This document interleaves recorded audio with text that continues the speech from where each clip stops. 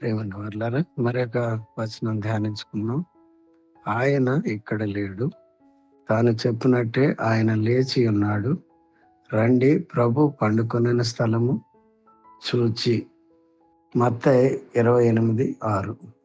ప్రభు అయిన యేసుక్రీస్తు సమాధిలో లేడని, తాను చెప్పినట్టే ఆయన లేచి ఉన్నాడని ఒక దేవదూత సాక్ష్యం ఇచ్చాడు. ఈ విధంగా రాయబడినది: నాకు ఇవ్వబడిన ఉపదేశమును మొదట మీకు అప్పగించితిని. అదేమనగా, లేఖనముల ప్రకారము క్రీస్తు మన పాపముల నిమిత్తం మృతి పొందెను, సమాధి చేయబడెను, లేఖనముల ప్రకారము 3వ దినమున లేపబడెను. 1 కొరింథీ 15:3-4 ఆయన అనగా యేసు ఇప్పుడు విశ్వాసులలో నివసిస్తున్నాడు. మరియు 2-3 ఏకముగా కూడినప్పుడు వారి మధ్యలో కూడా ఉంటాడు.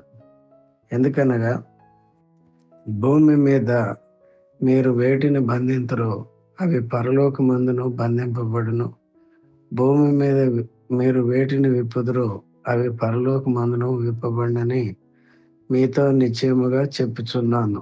మరియు మీలో 2 తాము వేడుకును దేని గూర్చి అయినను భూమి మీద ఏకీభవించిన యెడల అది పరలోకమందున్న నా తండ్రి వలన వారికి దొరుకునని మీతో చెప్పుచున్నాను.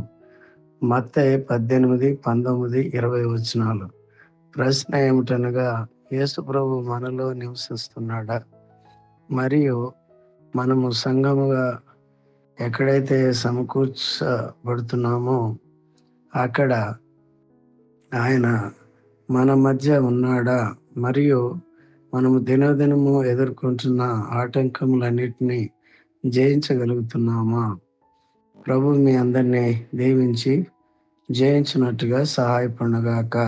ఆమేన్.